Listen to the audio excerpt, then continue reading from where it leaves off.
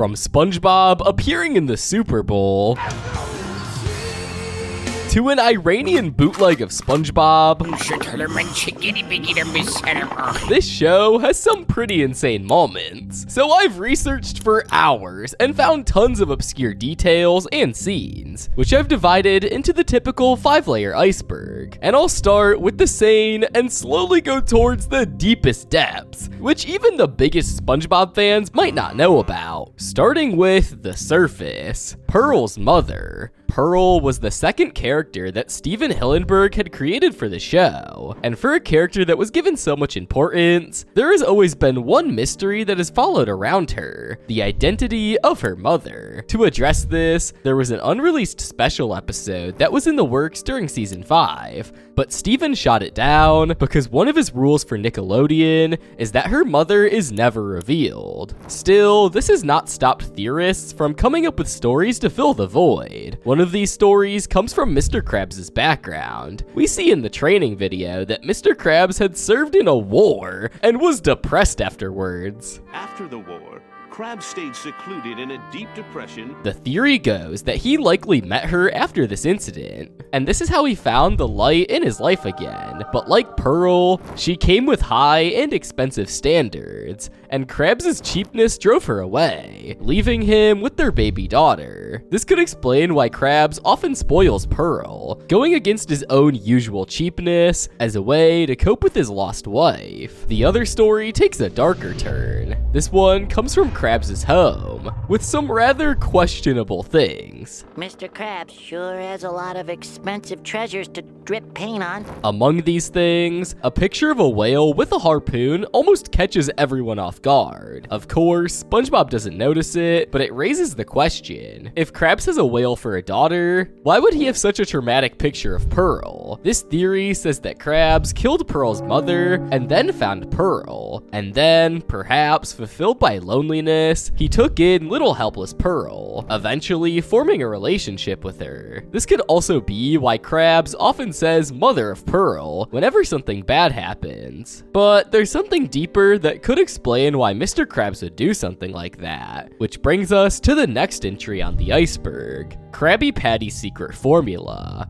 If there's a bigger mystery than Pearl's mother in SpongeBob, it has to be the Krabby Patty secret formula, and the show has given us a lot of Easter eggs through all this time, but never something real. The internet went wild with theories once the episode Krabby Road aired, because it gave us this reveal. Well done! I'm ready. This led to a lot of people thinking that the formula isn't real and is just a ruse created by Krabs as a business strategy. But the episode The Great Patty Caper also gave us these ingredients. Flour, barnacle shavings, Sesame.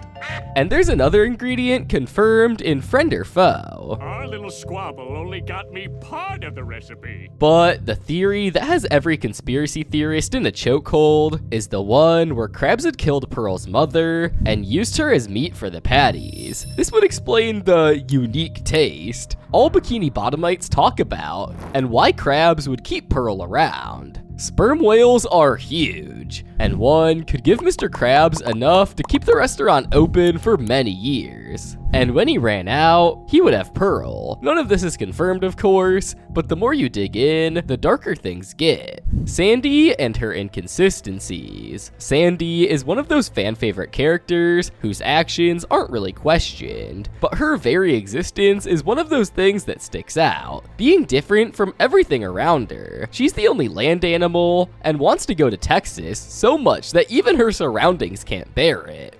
Wish I was back in Texas. If she misses Texas so much, then why stay in Bikini Bottom? Not only this, but she's the only animal that can take off her fur coat like it's the clothes she wears. She wears something inside this fursuit, as seen as something is in the kitchen with Sandy. Now, it's no secret that she's a scientist, but it goes under the radar that she can time travel. But that's not all. She can also dimension jump. That's when Doodle Bob made a comeback. The company she works for sent her deep into the ocean. They say that it's to study sea creatures, but it honestly seems like a waste. Some say that she's a spy, and others say that she's a time traveler trying to prevent something in the future. But whatever it may be, Sandy just doesn't fit in Bikini Bottom, Sailor Mouth.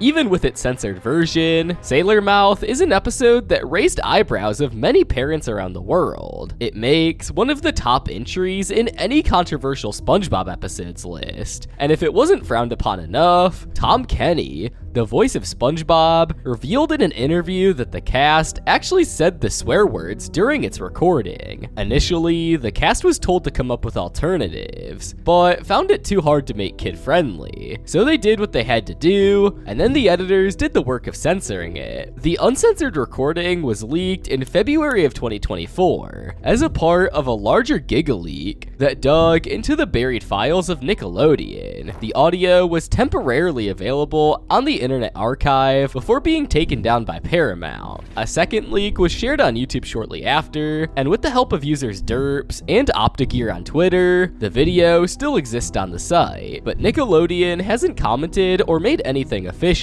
Burger King's SpongeBob ad. If you thought that Sailor Mouth was bad, it's nothing compared to what Burger King cursed everyone with. Back in the mid-2000s, Burger King decided to come up with a marketing strategy that focused on the yellow sponge and his SquarePants. But instead of making it goofy and capturing the essence of the show, they made Square Butts the centerpiece, with women having a square box on their bottoms. It also featured a king that sang the lyrics of a song. To put it lightly, the song portrayed SpongeBob in a light that was not suitable at all for kids. They went the distance and made an extended version. The ad is still up on YouTube for those who dare, but don't say I didn't warn you. Spongehenge. When it comes to scary SpongeBob episodes, Spongehenge is a title that seems like it shouldn't be there. That is, until you actually watch the episode. It starts off innocently, with the jellyfish getting attached to SpongeBob because of its tunes. This attachment would soon turn into a full-blown obsession, with the jellyfish not allowing SpongeBob to go to work, get him thrown out of his best friend's house,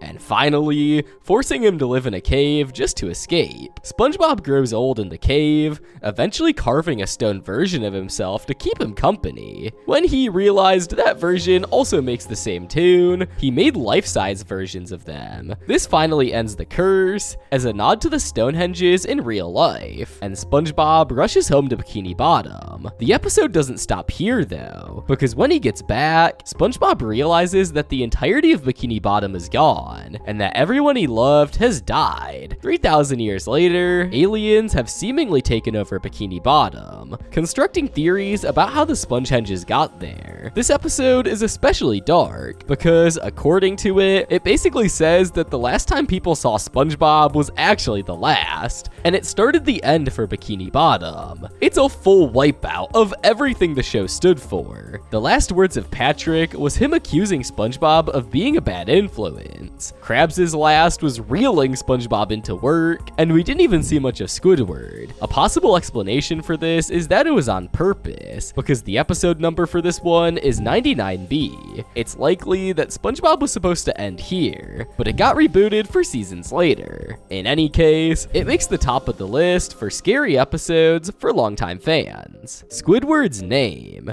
We see so much of Squidward in the show that it's generally accepted that his name should fit who he is, but that's actually misleading. The name Squidward comes from a combination of squid and the popular name Edward, but Squidward is not a squid at all. He's an octopus. The name mismatch is referenced because he's drawn with 6 tentacles instead of the usual 8 for an octopus. This is because of animation constraints, as drawing 8 on a character who walks upright would be complex. Steven Hillenburg later commented that he wanted to name the character after a squid as a prank. Squidward's father. Speaking of Squidward, not much is known about his background or family. His mother is just called Mrs. Tentacles, his granny is Granny Tentacles, and his teenage cousin doesn't even get a name. The only explanation is his father, whose name is Jeffrey Jeff Tentacles. His first appearance was in the book Hooray for Dads, and wears a brown shirt. The only difference between him and Squidward is that his shirt is a lighter shade of brown. His skin is greener than Squidward's,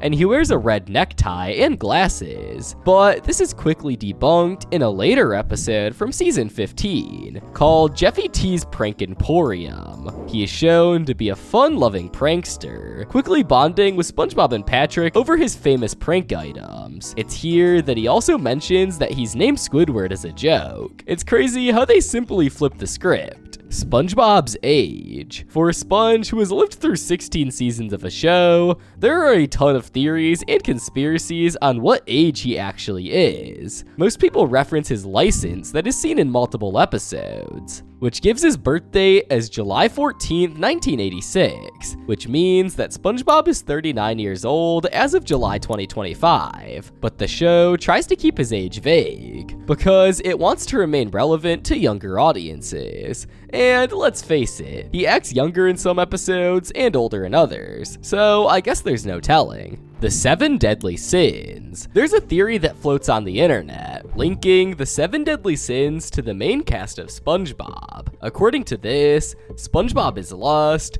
Patrick is sloth, Krabs is greed, Plankton is envy, Squidward is wrath, Sandy is pride, and Gary is gluttony. Some conservative parents warn their kids not to watch a show based on this theory, believing that it encourages such behavior in children. Can't really blame them when Mr. Krabs literally sings this song. Cha-ching, cha-ching, cha-ching. But this view has clearly not impacted SpongeBob's popularity. SpongeBob's orientation. SpongeBob's sexual orientation has been debated for a long time, but perhaps the episode that caught everyone's eye is one called Rockabye Believe. In the episode, SpongeBob and Patrick try to care for a baby clam. It's a baby scallop. SpongeBob becomes the mother, with Patrick becoming the father. Soon after, Patrick starts going out to make money for the family, and usual resentments of marriage build up. What?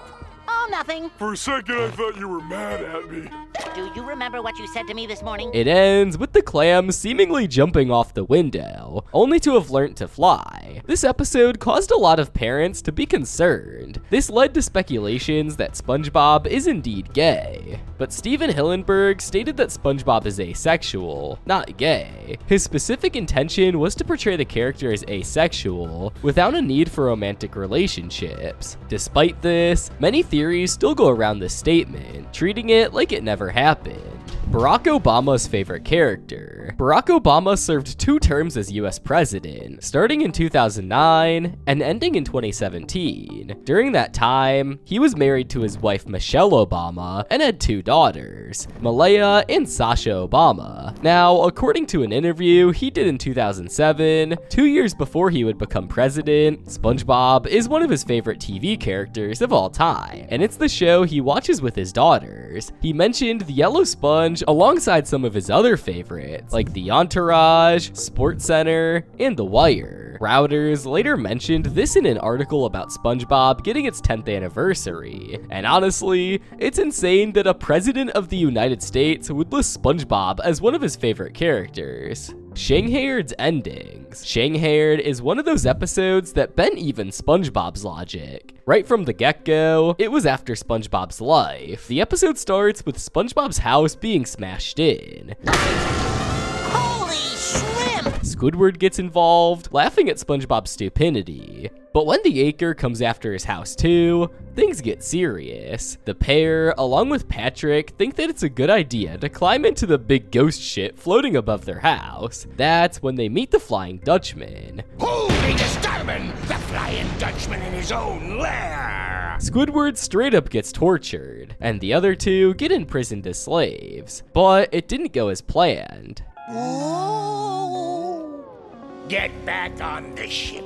In the end, the ghosts want to eat them, and the pair steal his lucky socks. 6. That's when the Flying Dutchman gives them 3 wishes. The version everyone knows is where SpongeBob gets the last wish, and he wishes for the ghost to be vegetarian. But this isn't how it always ended. In the first run, the decision was given by Patchy to the audience, with a number displayed to call for a vote. The vote was between 3 versions. One where Patrick wishes for gum that never lost its flavor, thus letting them be eaten. Another was where Squidward wishes that he had never met SpongeBob and Patrick. They get eaten and are still introducing themselves in the Dutchman's belly. And then, of course, comes the SpongeBob version. They later scrapped the idea, choosing SpongeBob to run as the actual thing. SpongeBob in the Super Bowl. SpongeBob once made an appearance in the Super Bowl halftime show. He's the show's leader, singing Sweet Victory, Patrick on the drums, Sandy on the guitar, Krabs on the keytar,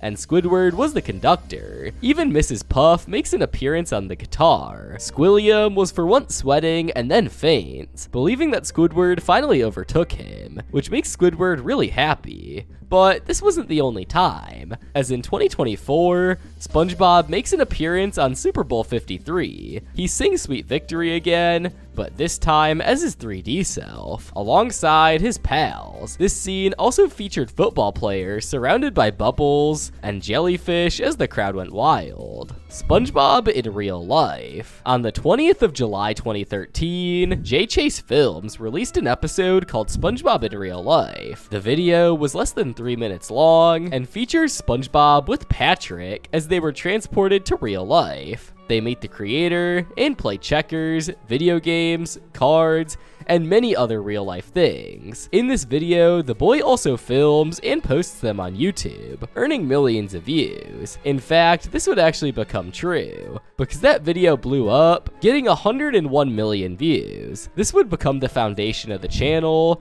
which built on the popularity, and even has a full-length film on the channel. It is over 800,000 subscribers, and is still active to this day, 12 years later. Patrick and Gary. Patrick and Gary can't seem more different than each other. Patrick is stupid and often has no regard for himself or others, while Gary, on the other hand, is often the voice of reason, pressuring even SpongeBob to make better choices. But according to a family tree that was displayed on a rock, Patrick and Gary are first cousins. How a snail and a starfish could be related is beyond me. It gets more crazy when you realize that Gary is a pet and SpongeBob owns him, which means that SpongeBob owns Patrick's first cousin. But between the two of them, the fact is largely forgotten, as they don't seem to have a relationship independently, only knowing each other largely through SpongeBob. Gary does leave SpongeBob for Patrick in the episode Dumped, but it was only because Patrick had cookies in his pocket, debunking the theory. Their relationship could also turn straight up dangerous, as Patrick once forced Gary to take a bath using a hose and a flamethrower, and then used salt on him. In this episode, which is called Pet Sitter Pat, he also does not bother to feed him. I guess family is family, and neither of them can change that fact. House Fancy.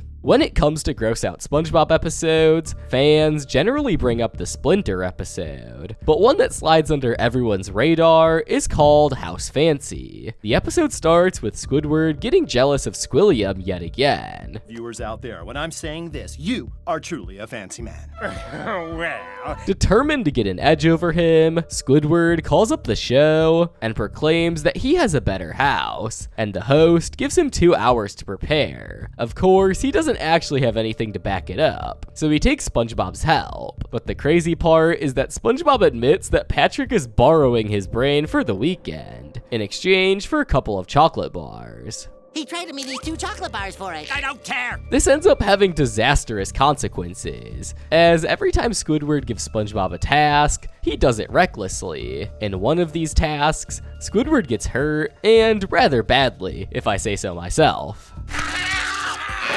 This is the first episode of season 6, and the Splinter was the 5th one of the same season, which makes this episode the parent of the Splinter one. Apparently, season 6 flopped exactly because of episodes like this. Layer 3, In the Depths, Red Mist Squidward. Red Mist Squidward is a creepypasta that has been around for a while. The story goes that an intern at Nickelodeon was tasked with watching the episode Fear of a Krabby Patty before it aired. But when the title card appeared, it said Red Mist. Thinking it was someone messing with him because he was an intern, he continued watching. It began with Squidward practicing his clarinet, but stopped because he heard SpongeBob laughing outside. He then yells at SpongeBob, as he usually does, telling SpongeBob that he needs to practice. The scene changes, with Squidward in a concert hall in front of an audience, but it's quite obvious that he is really nervous about his performance, and it goes horribly wrong. So wrong, in fact, that the audience is absolutely disgusted with him, with even SpongeBob joining in. This hit Squidward hard, because SpongeBob has always liked him. Another thing to know about the audience is they all have hyper-realistic bloodshot eyes. Here's where it gets creepy. Squidward gets home and starts breaking down, but as time progresses,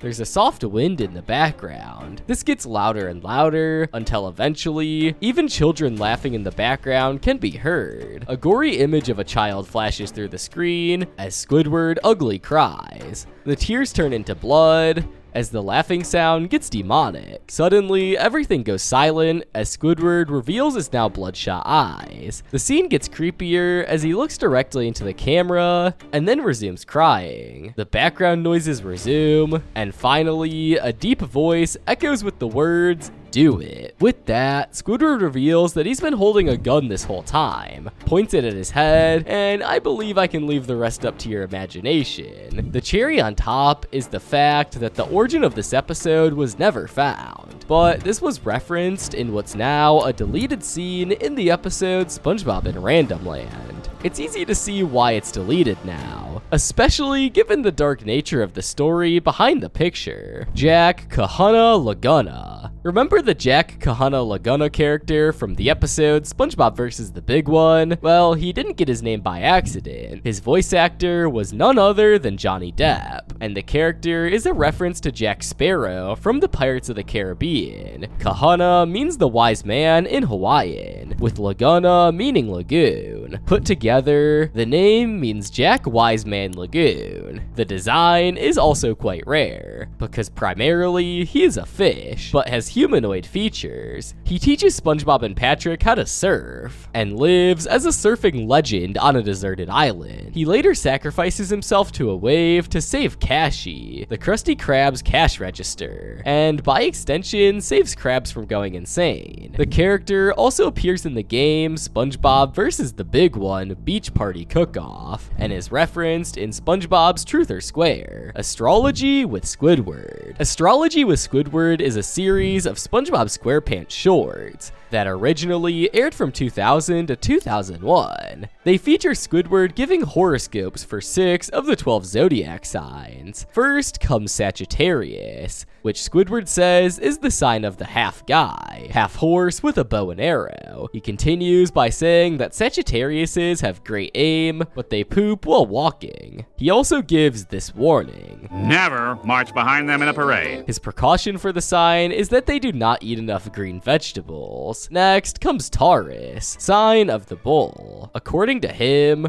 this sign is the most clumsy and oafish of them all. Taurus is the most clumsy and oafish of all zodiac signs.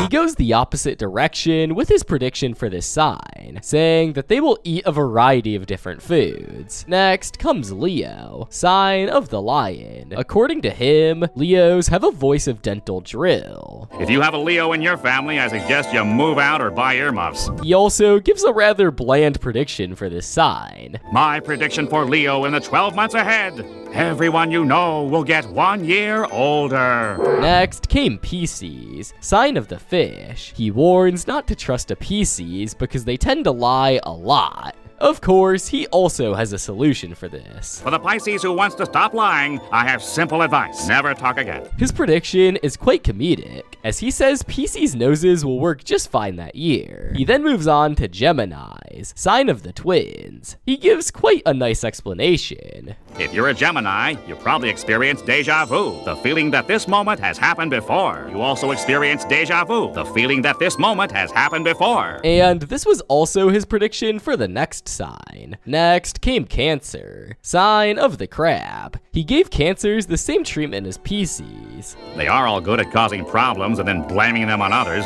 The prediction for this sign has to be the most random. He says that this week, cancers will fall asleep 7 times. The series stops here because, as the narrator put it, the horoscopes were too harsh. But Nickelodeon rebooted the series in India, calling the segment Undersea Horoscopes, where all 12 signs were covered, unlike in astrology with Squidward. Just one bite deleted scene. For all the pride that Squidward holds, there's one time where the very thing he claimed to hate put him in a chokehold. In the episode Just One Bite, he announces that he hated Krabby Patties, much to SpongeBob's shock. SpongeBob then makes it his life mission to get him to try one, and when he does, he says that he still hates the beloved burgers. But all of the confidence breaks down the second SpongeBob leaves, revealing that Squidward was now addicted, but he couldn't let SpongeBob know that. Cue him trying to get a burger without SpongeBob knowing about it. When all else fails, Squidward attempts to break into the Krusty Krab during the night.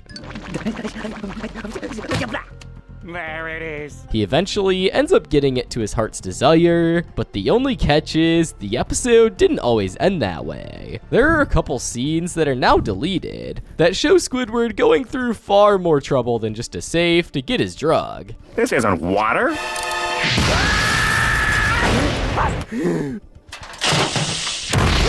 Poor Squidward. But these were deleted because, according to Nickelodeon, the show didn't want children attempting to blow up anything. There were speculations that scenes were deleted because the episode aired around the 9/11 tragedy, leaving the joke in bad taste. Jimmy Neutron with SpongeBob. There is a whole series that crosses over 2 shows called SpongeBob and Jimmy Neutron, the series. They were created by a user who goes by Ramdare. The series has 2 seasons, the first having 10 episodes, including the pilot, and the second being scheduled to have 18 episodes. The first season ran from December 23rd, 2012 to June 4th, 2013, with another episode scheduled, but it was canceled, and the season's end was announced on July 1st, 2013. Season 2 was released from July 1st, 2013 to, well, the present. The show never officially came to a close, but given that the last episode was released in November of 2013, it's safe to assume that it had ended. Apart from this, the 2 shows appeared in collaborations in games such as Nicktoons Unite, and on top of this, fans have caught the Pineapple House in the background of the episode Jet Fusion. SpongeBob was also referenced by Timmy Turner in the Jimmy Power Hour comic Dimension Intervention. David Bowie and SpongeBob.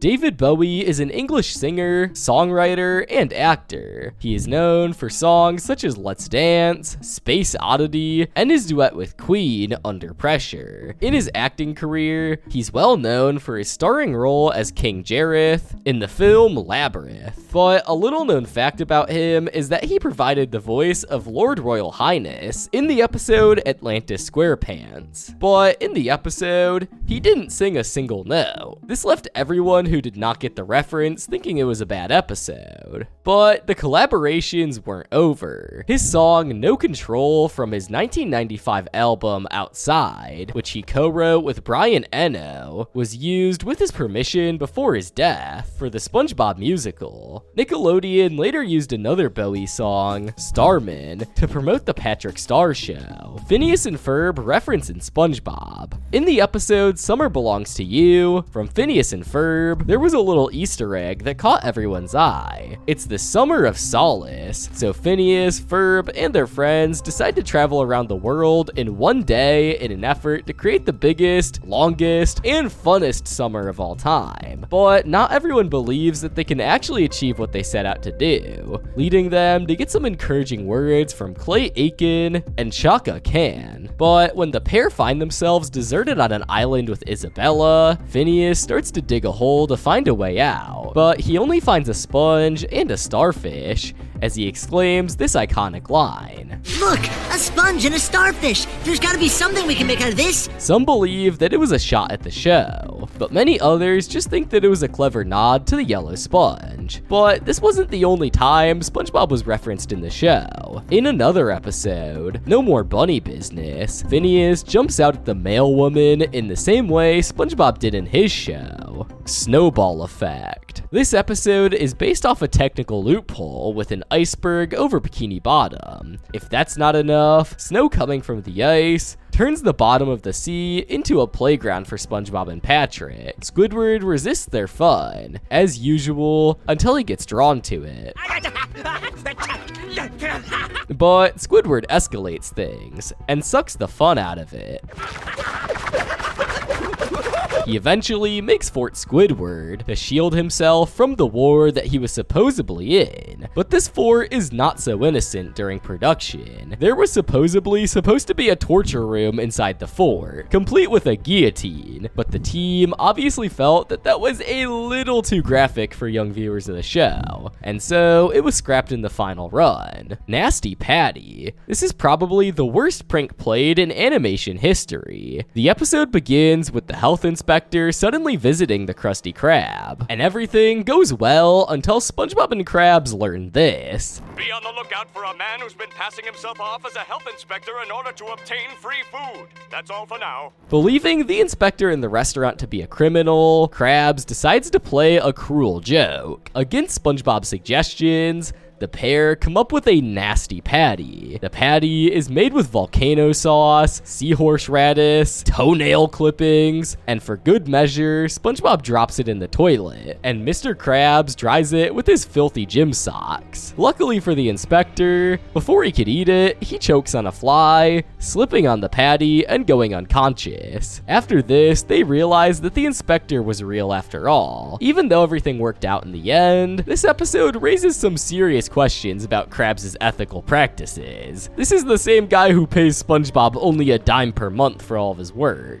tries to get his staff to work around the clock with no breaks, and to top it off, will try to scam anyone for a quick buck. It's hard to imagine how anyone would support Krabs at all, once you realize everything he's done. This episode also makes SpongeBob an accomplice to a crime he can't even have nightmares about. Layer 4, Rock Bottom, Bob the Sponge. Before SpongeBob became the icon we know today, there was Bob the Sponge. He was the narrator of a little-known educational comic called The Intertidal Zone. This version was created in the 1980s by Steven Hillenburg. While the man was teaching marine biology to children, Steven's love for marine life started in his own childhood, alongside his artistic abilities. True to these devotions, he would go on to major in marine biology and minor in art. After graduation, he joined the Ocean Institute, where teaching would combine his two biggest passions. The product of this combination would become Bob the Sponge. Bob the Sponge in the Intertidal Zone was designed to resemble a real sea sponge, round, porous, and simple in appearance. He wore sunglasses and took on the role of a scientific narrator, guiding readers through the biology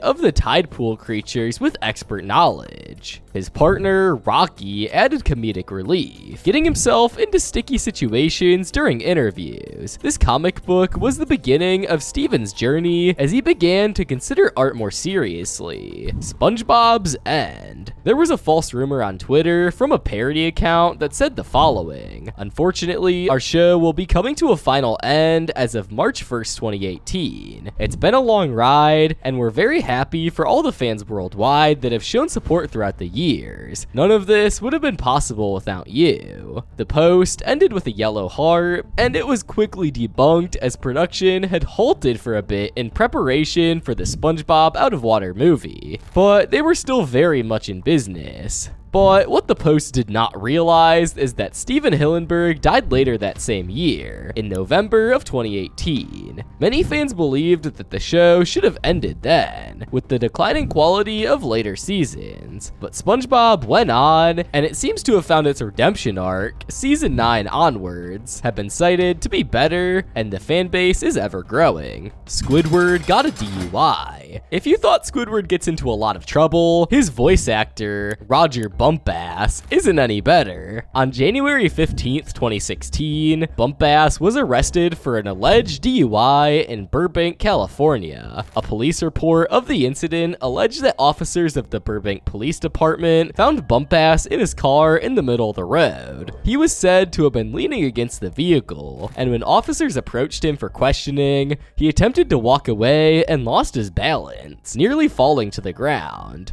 Bumpass admitted to drinking and driving after leaving Burbank Bar before the police spotted him, and he was soon handcuffed after failing a sobriety test. His blood alcohol levels were said to be more than twice of the legal limit. He was later released on a $15,000 bail shortly the next morning. The incident was first reported by celebrity gossip website TMZ several days after it occurred. On January 19th, a day later, Bumpass alleged the website that the police lied about the DUI report, claiming that he was not leaning against the car when officers spotted him, and that he was being tailed and pulled over by the officers before his arrest, though he did confess again to the DUI charge. Nickelodeon representatives were notified of the incident by Bumpass, but did not release any immediate comments or actions regarding the matter. 10 days after the incident, Nickelodeon representatives confirmed to TMZ that Bumpass would remain on SpongeBob SquarePants for the foreseeable future. Yummer in the SpongeBob Saves the Day. Yum, known by fans as Yummer, revolving around the SpongeBob Saves the Day game. When a group of enthusiasts were going to the game's files, they noticed that they were able to find the sprite sheets. When they got to the Krusty Krab sheet, this character appeared among the other stored objects of the environment. 2 separate frames for this character were discovered. The one with the face in view, the version is called Yummer 2. The other one is just the hands and is called Yummer 1, which appears in a separate part of the location. After many emails were sent to the development team, they finally came with some official statements about the origins of this character. Yum is a modeling test that was created around the year 2010. He had become a meme around the office. They used this character as a placeholder, and it was recognizable when going back and editing work. In addition to this, they explored what this character would look like peeking around poles as Mrs. Puff and Mr. Krabs. They forgot to remove him, which is absolutely beyond me, and thus this character's model still remains in the game's atlas. Ice Spice's first crush. Ice Spice is an American rapper and songwriter. She is known for songs such as Deli, Munch, In Her Mood, among others. She is admitted to having a huge crush on SpongeBob SquarePants. In a clip that surfaced on March 15th, Ice Spice, complete with her trademark red hair, opened up about having a crush on the Bikini Bottom native. The Bronx rap star explained that SpongeBob is the only animated character she ever felt strongly about.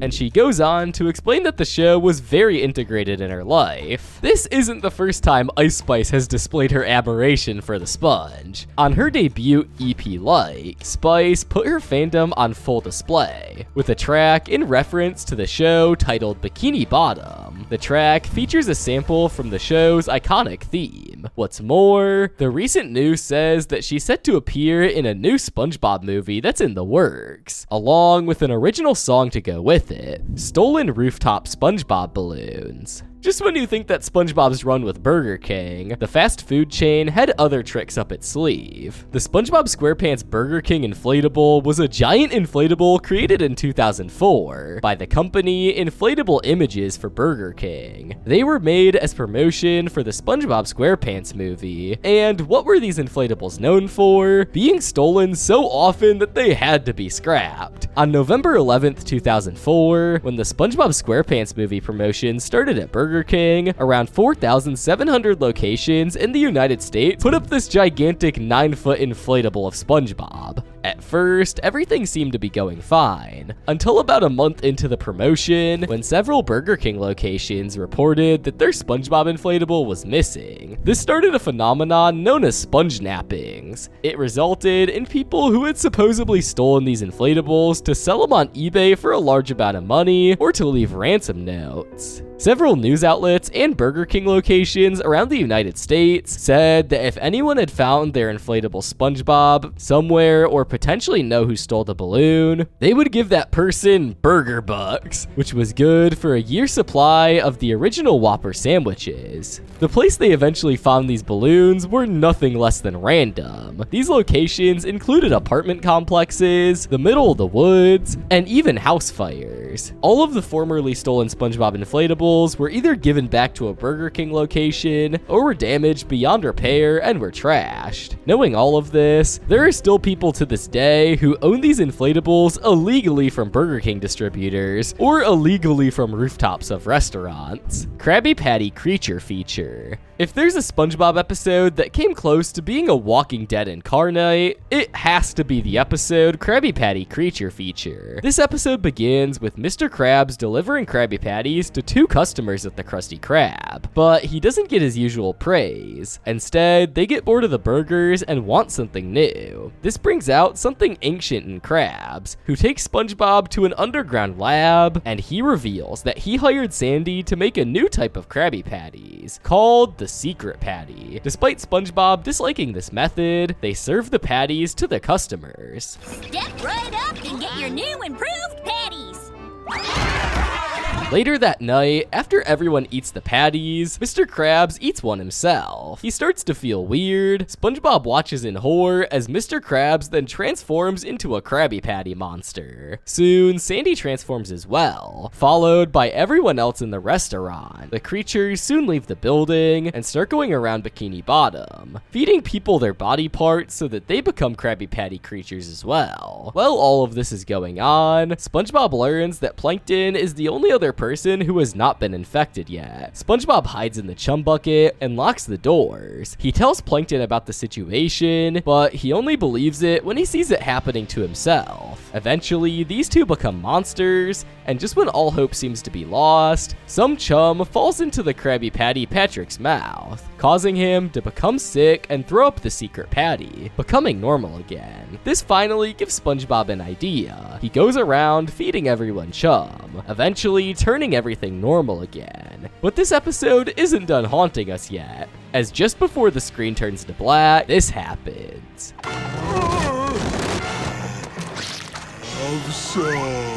The elements of this episode clearly scared many of the young viewers, and their parents were not pleased. Given that this was from season 11, after the show's redemption, it's clear that the team stopped experimenting with how far they can stretch the show's mortality. SpongeBob and Tehran. SpongeBob and Tehran is a 2017 unfinished Iranian computer animated made-for-television comedy bootleg that is based on the illegal SpongeBob SquarePants Persian dub, Bob Esfana.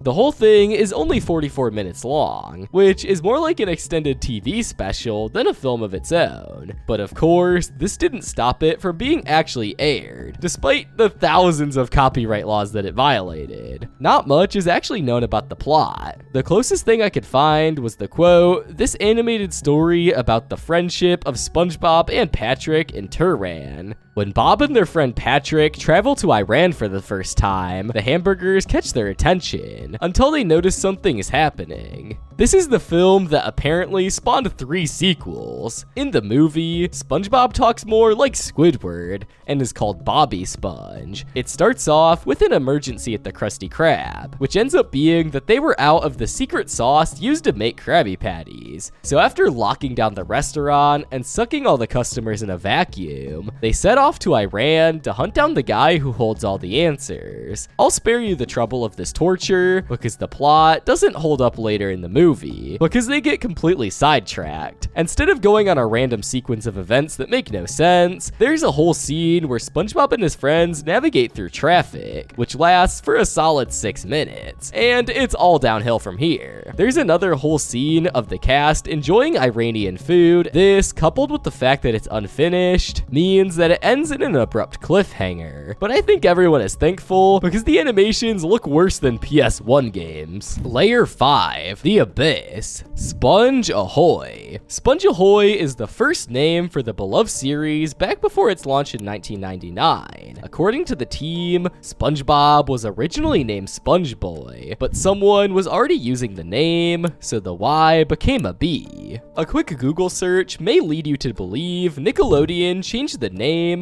after discovering SpongeBoy was trademarked by a mop company. That is, until you watch a video titled The SpongeBoy Mop. Does not exist on a channel called Kid Leaves Stoop. The creator goes into this trademark not being an official globe one, as SpongeBoy is still a thing in countries like Iceland. He also points out that the US-only patent came with the name after the release of the show, meaning that the name change did not make sense. Moreover, in 2002, with the first DVD being released, there was a bonus behind-the-scenes thing in the end. In it, one of the crew members says that SpongeBob Ahoy was a character, not a product. The creator of the video was actually able to uncover the real SpongeBoy, revealing that it was a pencil. In 1992, Pentec, a New Jersey pencil company, released cool art, basically trying to create something trendy. The 11th cool art pencil is one called SpongeBoy. I highly recommend watching the video, as the creator also goes into other references of SpongeBoy. A Day with SpongeBob SquarePants, unauthorized mockumentary. This was supposed to be a lost movie of the beloved Sponge, being released in 2011, but the thing is, no one can find the DVD of the movie. The evidence points to this being an unreleased promo DVD that had few copies slip out somewhere along the line. The only thing left is a likely fake backstory by a supposed Regal employee.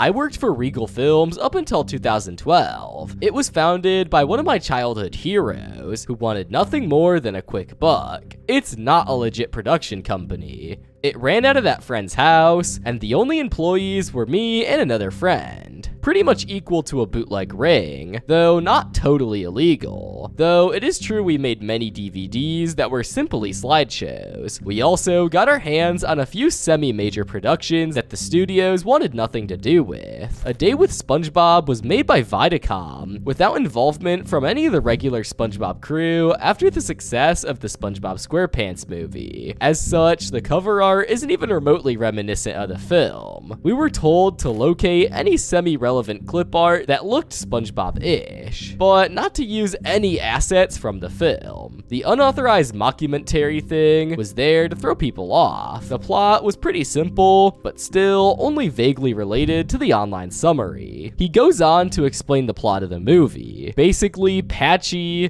played by definitely not Tom Kenny, wins a contest to spend a day with the Bikini Bottom gang. And he actually gets to. He messes up everything initially, but soon fixes it all. The whole thing was pretty much a reference to multiple episodes, but no one has the means to confirm any of this, because the Regal Films website, that would, in theory, lead to information, tries to install a Trojan virus whenever you go on it. I guess this is one of those mysteries that will never get solved. Super Sponge lewd concept art. SpongeBob SquarePants Super Sponge is a 2001 platformer game based off the show. Developed by Climax Development and published by the THQ, it was released for the PlayStation on September 20th, 2001, and the Game Boy Advance on November 8th, 2001. While the game itself was enjoyed by many, some fans found interesting images in the files. They included SpongeBob and Patrick doing the deed, along with two others. Even the Cutting Room Floor website, which used to have the picture, seems to have been taken down. Palestinian Krusty Krab, a restaurant themed after the SpongeBob SquarePants Krusty Krab, existed in Ramallah, West Bank, Palestine, owned by a company called Salta Burgers. It opened in 2014 and was notable for its replica of the cartoon restaurant, and I mean the full scene. From the colors to the ambience of the place, Salta Burger is literally the Arabic name for Krabby Patty. It's a great idea, except for the copyright infringement. It was in operation till 2017 and would be shut down by 2019, and has been permanently closed ever since. As of 2025, it's now been replaced by a coffee shop, Bikini Bottom Atoll, and nuclear experiments. Bikini Bottom Atoll is iconic for being the main indicator for where Bikini Bottom is, but in real life, the location takes a much darker twist. Bikini Bottom Atoll was a US nuclear testing site where 23 atomic and hydrogen bombs were detonated between 1946 and 1958, resulting in widespread radioactive contamination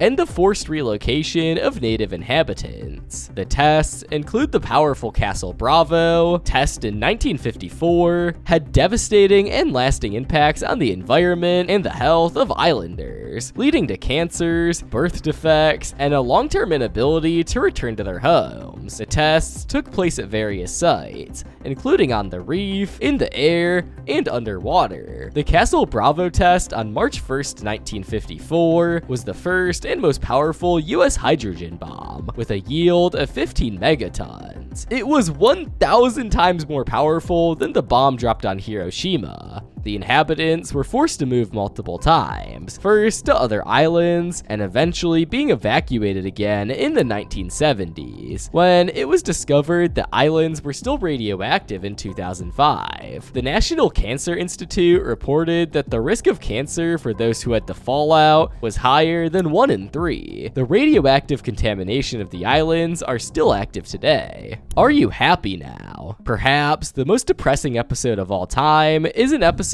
titled Are You Happy Now? The more you dig into it, the worse it gets. The episode begins when SpongeBob first learns that Squidward does not have a happy memory, which is dark right from the get-go. What's your happiest memory, Squidward? It basically breaks Squidward down. Feeling concerned, SpongeBob offers to make a happy memory with him. However, this does not go well. Oops, that was a sour note. And now he's melted it.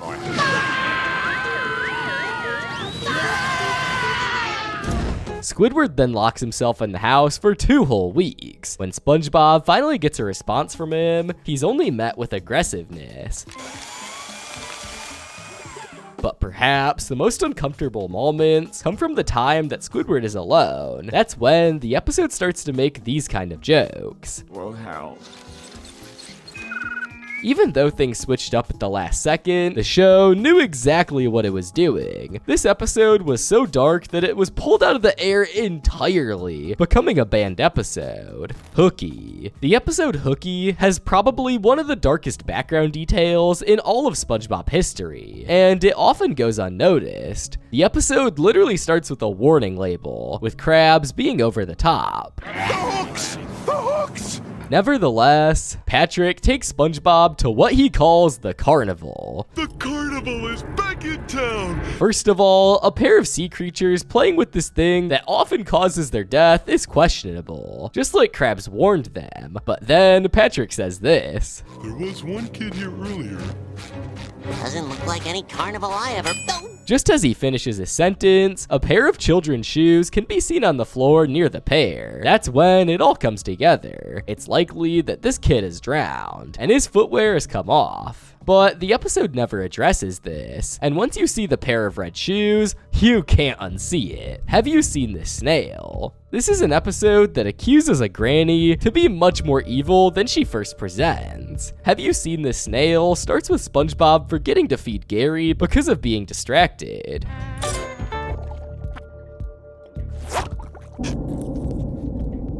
The situation gets so bad that Gary abandons SpongeBob and leaves town. When SpongeBob finds out, things go as expected. Gary! Gary! Gary!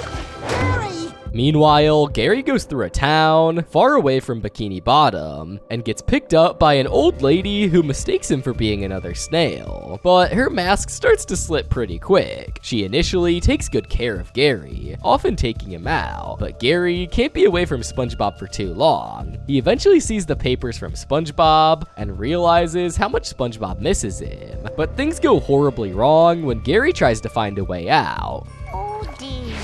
Oh, the meatloaf's not quite ready yet. He quickly understands that Grandma is overfeeding him, trying to fatten him up to eat him. Even portraits help him out after that, but the Grandma doesn't give up that easily, giving chase with more food in her hands. That's when her full nature comes out. It was only when Gary sacrifices another gangster snail that he's able to finally go around and search for SpongeBob. Because of how action-packed this episode is, it's easy to forget just how many snails there were in that closet. It's essentially equivalent to escaping a serial killer without legs. Who even approves of these episodes? That's genuinely crazy to think about. If you liked this iceberg, make sure to click one of my other videos on screen. And for more content like this, make sure to subscribe. Please.